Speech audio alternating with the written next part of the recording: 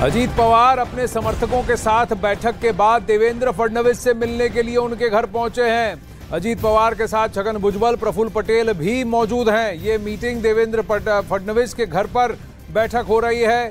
इसमें क्या एकनाथ शिंदे और शिंदे गुट के नेता भी मौजूद हैं या सिर्फ ये बैठक और ये मीटिंग, ये बातचीत केवल देवेंद्र फडणवीस के साथ ही हो रही है? बीजेपी के क्या प्रदेश अध्यक्ष भी वहां मौजूद हैं या सिर्फ ये तीन नेता, एनसीपी के कद्दावर नेता अजीत पवार, प्रफुल्ल पटेल, छगन भुजबल और देवेंद्र फडणवीस, इनके बीच में बातचीत हो रही है? महाराष्ट्र में बहुत बड़ा उलटफेर, जो खेल बीजेपी के साथ एनसीपी, कांग्रेस पार्टी और उद्धव बालासाहेब ठाकरे सेना यानी कि उद्धव ठाकरे ने मिलकर उस वक्त शिवसेना ने किया, ये बड़ा उलटफेर यहां पर जहां शिवसेना भी टूट गई, एनसीपी भी टूट गई और बीजेपी के साथ जुड़ गई, एनडीए के साथ जुड़ गई। एक और बड़ी खबर, महाराष्ट्र में अजीत पवार की बगावत के बाद एनसीपी प्रमुख शरद पवार सतारा पहुंचे हैं, जहां उन्होंने वाईबी चव्हाण को श्रद्धांजलि दी। थोड़ी देर में वो शक्ति प्रदर्शन करेंगे। जानकारी के मुताबिक इस दौरान शरद पवार गुट के सभी विधायक और सांसद भी उनके साथ मौजूद रहेंगे। इससे पहले अजीत पवार के एनडीए में शामिल होने के बाद शरद पवार ने कहा था कि विधायकों की टूट पार्टी में चोरी नहीं बल्कि डकैती है।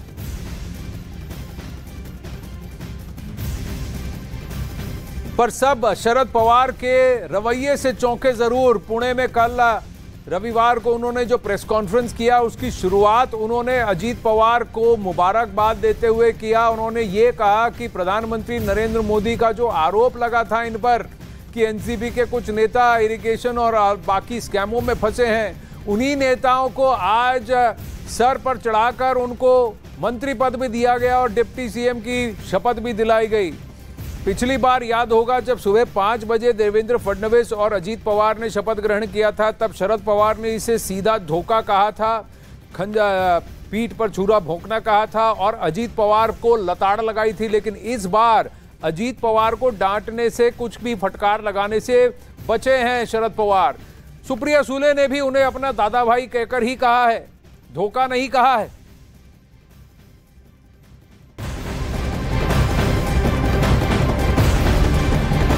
अब उधर अजीत पवार की बगावत के बाद महाराष्ट्र के सतारा में शरद पवार ने हुंकार भरी है। उन्होंने महाराष्ट्र में चुनी हुई सरकार को गिराने का आरोप लगाया। उन्होंने कहा कि पार्टी में फूट पैदा कर दंगे की साजिश रची गई।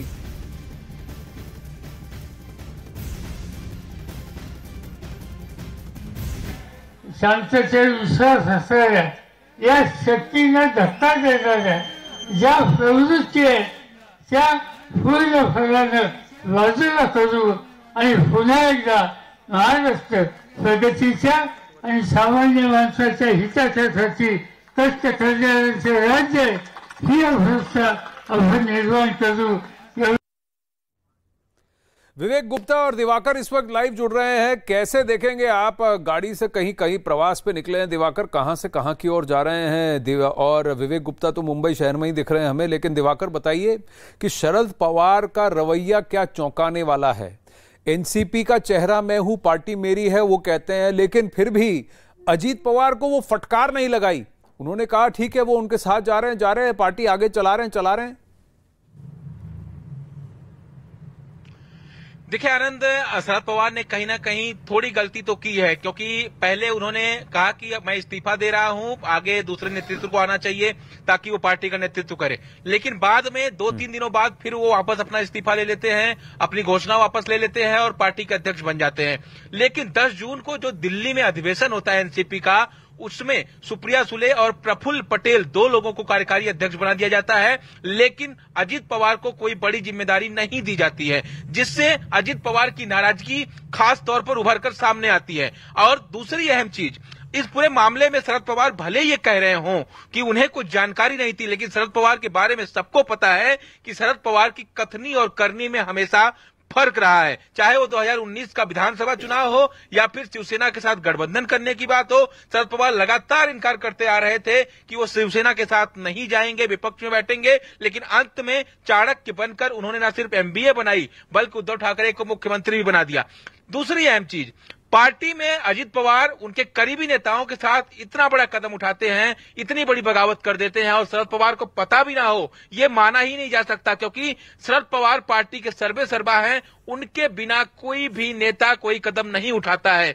तो ये कहीं ना कहीं बड़ा सवाल है। लेकिन कराड़ में एक जनसभा के दौरान शरद पवार ने हुंकार भरी है और खास तौर पर ये कहा है कि कुछ लोग हैं जो हमारी पार्टी को तोड़ रहे हैं या फिर जहां पर उस पार्टी की सरकार नहीं है उन पार्टियों को टारगेट कर रहे हैं जांच एजेंसियों के जरिए। तो पूरी कोशिश ये की जा रही है। अगर जांच एजेंसियां तो एनसीपी के नेताओं पर पिछले 4 साल से मंडरा रही हैं, तो अचानक ऐसा क्या हो गया? और क्या भूमिका ऐसे बांधी गई कि अजीत पवार रुष्ट दिखे और अजीत पवार के लिए रास्ता साफ कर दिया जाए कि आप बाहर निकल जाइए? विवेक गुप्ता, ये पेच कहां जाके फंसेंगे?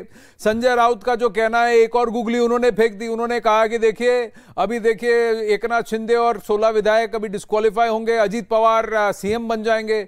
अजीत पवार, छगन भुजबल, प्रफुल्ल पटेल इस वक्त देवेंद्र फडणवीस के घर पर हैं।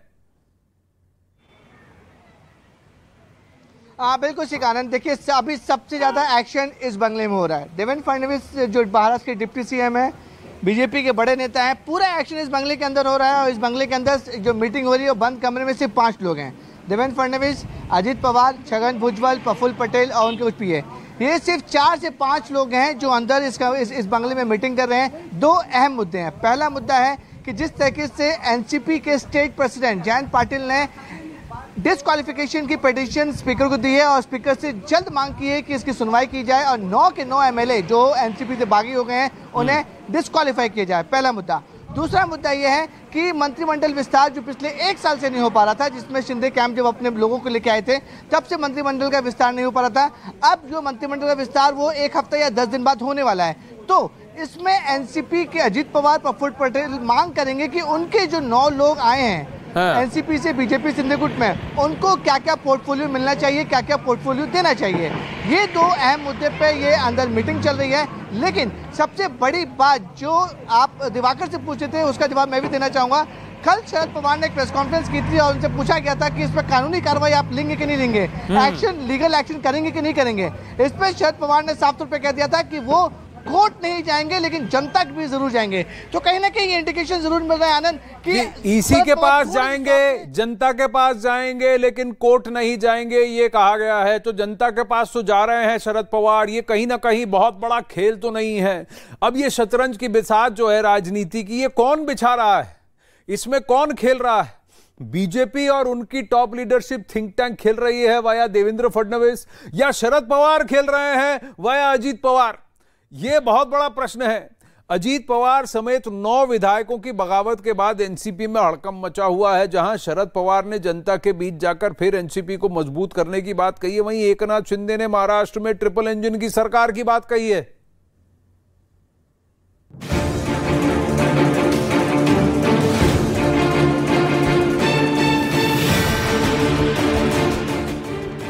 एनसीपी में टूट, शरद पवार खेमे में हड़कंप।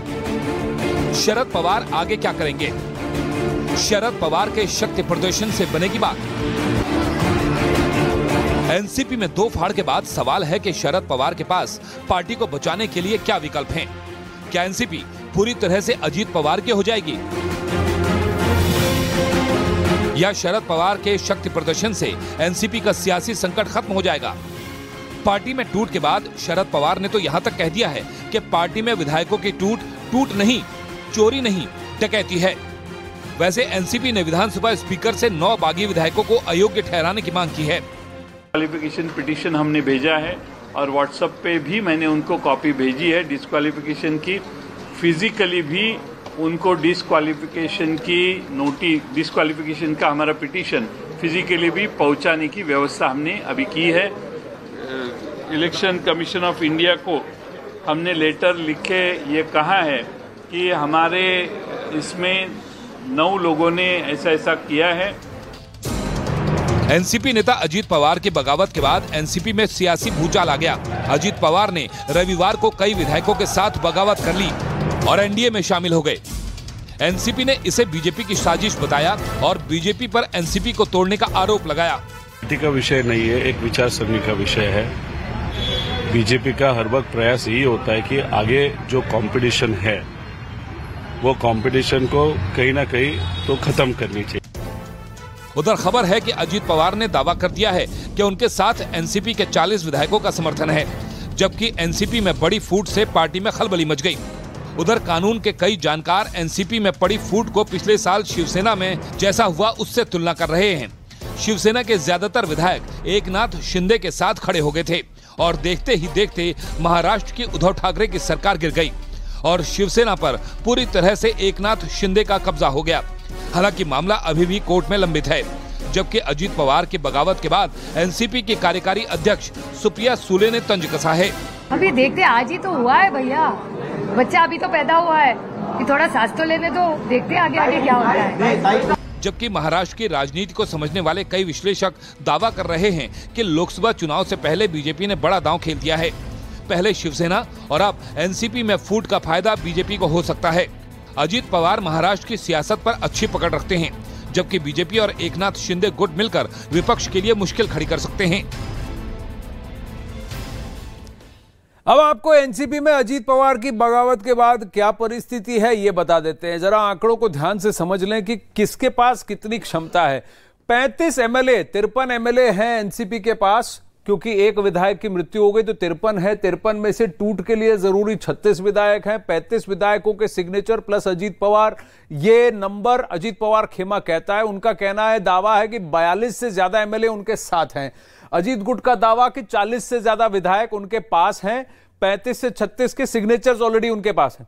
एनसीपी का दावा 9 विधायक अजीत के साथ ये उनके पास हैं। ये कैसे अजीत पवार को जोड़ रहे हैं, ये बहुत बड़ा प्रश्न उठता है। लेकिन धीरे धीरे ये भी कहा जा रहा है कि सुनील तटकरे और कुछ और जो उनके सांसद हैं वो भी धीरे धीरे अजीत पवार की तरफ ही उनका रुझान होगा। तो ओवरऑल देखें तो पलड़ा anti defection law Ajit Pawar पर लागू नहीं होता।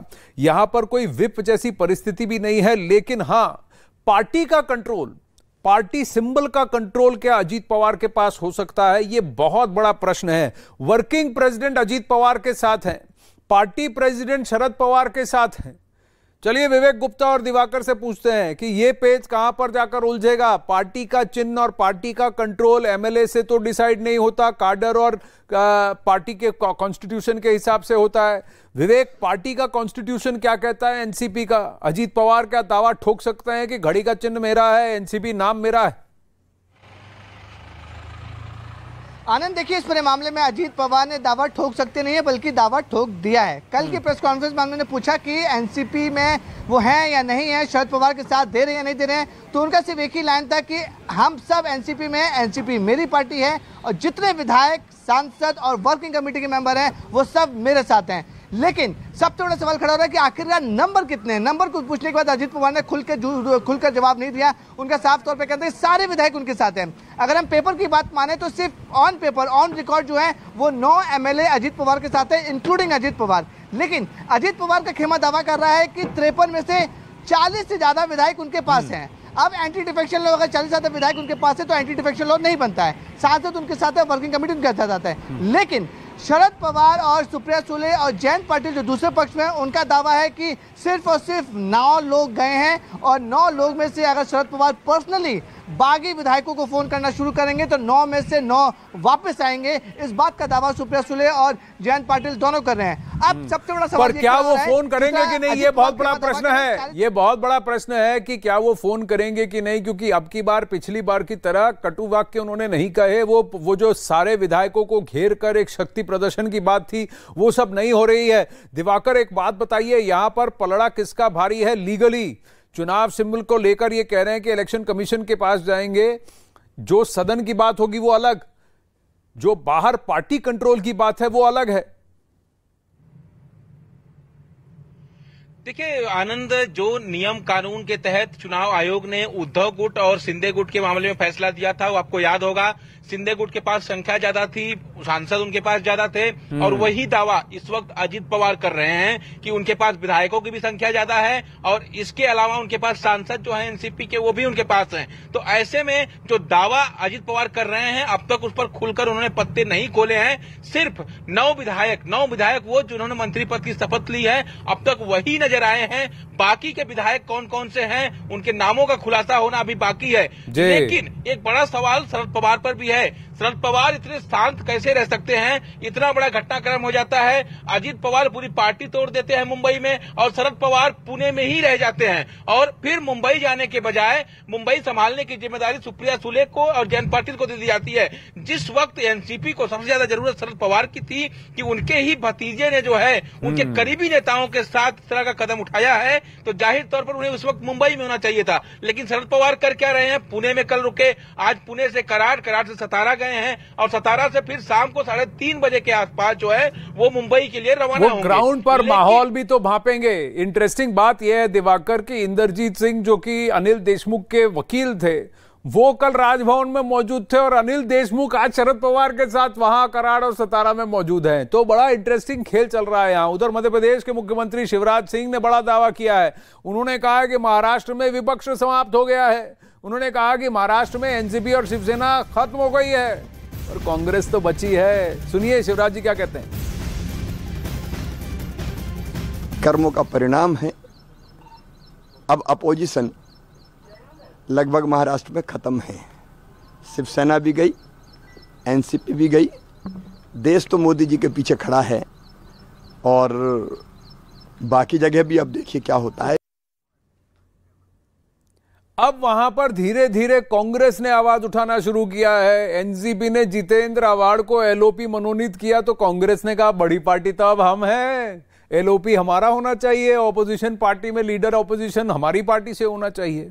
वहीं महाराष्ट्र में अजीत पवार की बगावत के बाद अब शरद पवार को एक और झटका लगता दिख रहा है। महाराष्ट्र कांग्रेस ने नेता प्रतिपक्ष के पद पर अपना दावा ठोक दिया है। कांग्रेस नेता बाला साहेब थोराट ने इसके पीछे ज्यादा संख्या बल की बात कही है। देखा, मैंने आपको कहा कांग्रेस के पास ज्यादा नंबर है तो कांग्रेस का ही विरोधी पक्ष नेता होगा, उसमें कोई संदेह नहीं है। ऐसा नेता तय नहीं वो कर सकते, वो गठ नेता तय कर सकते हैं या प्रतुत तय कर सकते हैं, आखिर जिनका नंबर ज्यादा है। विवेक और दिवाकर, विवेक, अरविंद सावंत जी ने शिवसेना के उद्धव बाला साहेब ठाकरे के जो अरविंद सावंत जी कद्दावर नेता हैं, रविवार को मुझसे बात करते हुए तो उन्होंने कहा उनकी मंशा है कि शिवसेना यूबीटी को अब अलग से लड़ लेना चाहिए, यानी कि उद्धव बाला साहेब ठाकरे गुट को अब अलग हो जाना चाहिए महाविकास आघाड़ी से। यहां एनसीपी बड़ा कमजोर हो गई, यूबीटी कमजोर हो गई, उद्धव बाला साहेब ठाकरे वो कमजोर हो गए, कांग्रेस सबसे मजबूत है। अब बाला साहब थोराट भी कहते हैं कि हम विपक्ष के नेता होंगे, विपक्ष की अगुवाई अब हम करेंगे, हम सबसे बड़ी पार्टी हैं। कहीं ना कहीं ये महाविकास आघाड़ी टूटती हुई दिख रही है। क्या कांग्रेस अब दावा ठोकेगा, कहेगा कि प्रिंसिपल ऑपोजिशन हम ही हैं, हम ही लड़ेंगे? बिल्कुल से आनंद, देखिए आप सीधे पूरे नंबर गेम के अगर समझा जाए तो सबसे बड़ी पार्टी, अगर अजीत पवार दावा करे कि उनके पास 40 विधायक हैं तो यानी कि महाविकास आघाड़ी में अब सबसे बड़ी पार्टी कांग्रेस, उनके पास 40 विधायक हैं, यानी कि LOP leader of opposition Congress का होना चाहिए था। लेकिन फिलहाल जो है वो leader of opposition Jitendra Awhad को बना दिया गया है जो एनसीपी के हैं। तो यानी कि कहीं ना कहीं इस बात का इंडिकेशन जरूर है कि अभी भी जयंत पाटिल, सुप्रिया सुले और शरद पवार के खेमे में 40 से ज्यादा विधायक उनके साथ में हैं, उनके साथ खड़े हुए हैं। कुछ चहलकदमी हो रही है, मैं आपको दिखाना चाहूंगा। देखिए कुछ बड़े नेता और यहाँ पर पहुंचे हैं देवेंद्र फडणवीस के बंगले पे। यहाँ के विजुअल दिखाएं, गाड़ी अंदर गई है, लेकिन जो सीधी तस्वीरें मैं अगर आपको बंगले के अंदर से दिखाने की कोशिश करूंगा तो जो भी वॉक करके आता है, जो सामने जो कमरा मैं आपको दिखाने करूंगा, रमेश को बोलूंगा कि अपने कैमरे को जो ऊपर करके दिखाए कि कैमरे के अंदर से वॉक करके वो सीधे देवेंद्र फडणवीस के दफ्तर में जाता है। तो अब ये बहुत इंपॉर्टेंट होगा कि जो कोई बड़ा नेता यहाँ पे आया है वो कौन है। हालांकि पुलिस नेताओं तरफ से गेट बंद कर दिए हैं। अब सीधे जो नेता है वो देवेंद्र फडणवीस के कमरे में जाएगा, जो यहाँ पर पहले से ही प्रफुल्ल पटेल, अजीत पवार और छगन भुजबल की मीटिंग चल रही है। 4 लोगों की मीटिंग अभी वहाँ चल रही है और साफ तौर पर जो मेन जहाँ पे एंट्री पॉइंट है वहाँ पे चहलकदमी बढ़ चुकी है और कुछ नेता जो एनसीपी के नेता हैं वो धीरे धीरे वापस यहाँ पर देवेंद्र फडणवीस के बंगले पे पहुंच रहे हैं। तो सेंटर ऑफ अट्रैक्शन अभी आनंद देवेंद्र फडणवीस के बंगले सागर पर है, वहां पे काफी ज्यादा चहलकमी हो रही है। सागर में बहुत लोग गोते लगा रहे हैं और यहाँ पर पॉलिटिकल टर्मोइल चल रहा है। एक तूफान आने वाला है। डिस्क्वालिफिकेशन की गुजारिश की है एनसीपी के डिस्क्वालिफिकेशन के नेताओं का, जो स्पीकर के पास गया उससे पहले तो वहां शिवसेना की तरफ से जो डिस्क्वालिफिकेशन नोटिस है उस पर निर्णय अभी तक नहीं लिया है स्पीकर ने। उस पर क्या निर्णय होगा, क्या वहीं से आगे के दावपेच और आगे की परतें खुलेंगी इस पूरे सियासी खेल के, वो बहुत इंपॉर्टेंट है। बने रहिए विवेक और दिवाकर, मैं वापस आता हूं। अब आपको महाराष्ट्र की सियासी गणित को समझाते हैं। महाराष्ट्र विधानसभा में कुल 288 सीटें हैं, जबकि बहुमत का आंकड़ा 145 का है। तो अब इस आंकड़े को जरा समझने की कोशिश करते हैं। बीजेपी एनडीए प्लस अब 174 पर है, 145 हाफवे मार्क है, 174 पर है, जहां बीजेपी के पास 105 है। शिंदे गुट शिवसेना का, उनके पास 40 हैं। और अब इसमें अजीत पवार और ये भी जुड़ गए हैं। अजीत पवार का एनसीपी गुट अगर अब इसमें जुड़ जाता है, जो कह रहा है कि उनके पास भी अब 40 हैं। 40 नहीं पकड़िए आप, 30 पकड़ लीजिए। 9 अजीत पवार गुट के एनसीपी के पास हैं और फिर उसमें निर्दलीय 20 हैं। ये इनके पास, इन नंबर्स को ही हम अभी इस वक्त गिन रहे हैं कि ये 9 भी फिलहाल शामिल हुए हैं। इन 9 के साथ साथ अगर 35 एमएलए और जुड़ जाते हैं तो पूरा खेल ही बढ़ जाएगा। एनसीपी के शरद पवार गुट के पास अभी 45 है, क्योंकि उनका कहना है कि 9 ही गए हैं, बाकी अब भी हमारे साथ हैं। शिवसेना उद्धव गुट के पास 14 हैं और कांग्रेस के पास 44 हैं। तो ये ब्रेकअप आता है कि हाफवे मार्क इनका अभी देखिए, विकास अघाड़ी के पास 112 है 288 में से, और एनडीए के पास 174 हैं। अब इस एनसीपी में से अगर और भी टूट के अजीत पवार के साथ जुड़ जाते हैं, जैसा वो क्लेम कर रहे हैं कि 40 अगर जुड़ जाते हैं, तो वहां महाराष्ट्र में एनडीए बहुत ज्यादा मजबूत हो जाएगी, ओवरवेलमिंग मेजॉरिटी उनके पास होगी। तो क्या आपसी गुटबाजी और रंजिशें मिटाकर ये आगे उठकर बहुत बड़ी ताकत बन सकते हैं? देवेंद्र फडणवीस, अजीत पवार, एकनाथ शिंदे, ये बहुत बड़ा प्रश्न है। वहीं एनसीपी में बड़ी फूट पर सांसद संजय राउत ने एनडीए पर निशाना साधा है और दावा किया है कि इससे बीजेपी को कोई लाभ नहीं होने वाला है। उन्होंने कहा कि महाराष्ट्र में मुख्यमंत्री बदलने जा रहा है, क्योंकि एकनाथ शिंदे जो अपने विधायकों के साथ एनडीए में शामिल हुए थे, अयोग्य करार दिए जाएंगे। और यही वजह है कि अजीत पवार को भागम भाग में डिप्टी सीएम बनाया गया है।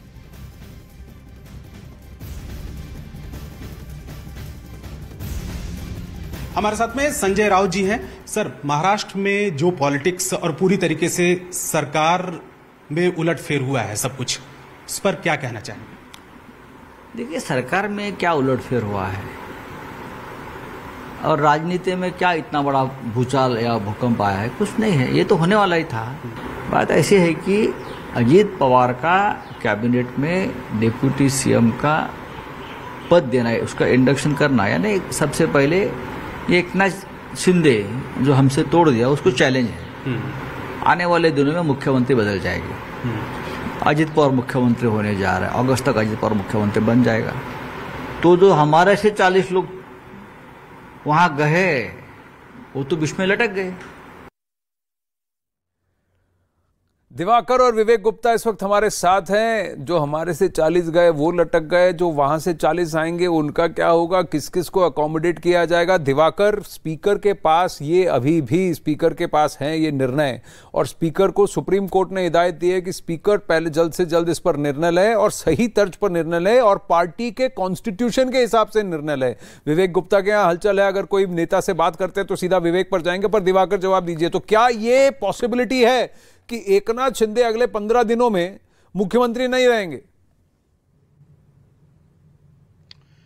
देखिए, ये कहना बहुत मुश्किल है, क्योंकि अभी भी जो है जो राहुल नार्वेकर है विधानसभा अध्यक्ष, उनके पास जो शिंदे और उद्धव गुट का मामला है उस पर अभी वक्त लगेगा। वक्त इतना क्यों लगेगा? क्योंकि अभी भी जो विधानसभा अध्यक्ष है वो दोनों गुटों के विधायकों को समन करेंगे, समन करके बुलाया जाएगा, अलग अलग उनका बयान दर्ज किया जाएगा। उस बयान दर्ज करने के बाद लीगल एडवाइस भी जो है विधानसभा अध्यक्ष ले सकते हैं कि इस मामले में किसकी पार्टी असली है, कौन असली शिवसेना है, इस पर फैसला उनको लेना है। लेकिन इसमें वक्त जाएगा। और संजय राउत लगातार नए नए दावे हमेशा करते आ रहे हैं, और साथ ही साथ अब उन्होंने यह भी दावा कर दिया है कि जो एनसीपी में टूट हुई है उसके पीछे एकनाथ शिंदे जो है अब मुख्यमंत्री नहीं रहने वाले हैं। उनके जो 40 विधायक उन्हें छोड़कर गए थे वो अब लटकने वाले हैं। लेकिन असली स्थिति आनंद तब साफ होगी जब 5 जुलाई को एनसीपी की मीटिंग होनी है। वो मीटिंग शरद पवार ने बुलाई है। उस मीटिंग में कौन कौन सा विधायक पहुंचता है, कौन कौन सा नेता एनसीपी का पहुंचता है,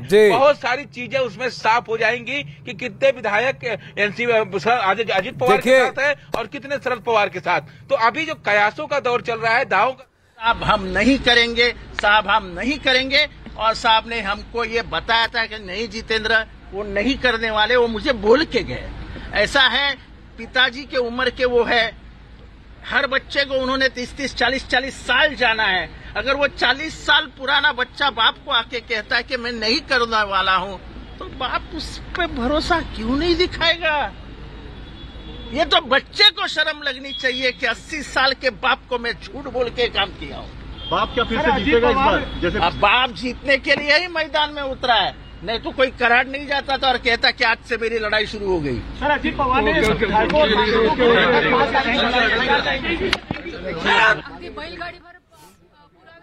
सिंचन घोटाळ्याचे आणि अखेरीस त्या राष्ट्रवादी बरोबर सत्ता स्थापन केली आहे भाजपने काय इसके पहले फोन कर रहे हो आप लोग? ज्या राष्ट्रवादी काँग्रेसवर आरोप केले होते आणि औरंगाबादला म्हणजे आता छत्रपती संभाजीनगरमध्ये त्या कालखंडामध्ये बैलगाडीभर पुरावे घेऊन माननीय विनोद तावडे, देवेंद्रजी फडणवीस, सुधीरभाऊ मुनगंटीवार वगैरेंनी या ठिकाणी हे सगळे पुरावे जिल्हाधिकाऱ्यांकडे देऊन चौकशी करायची मागणी केली होती।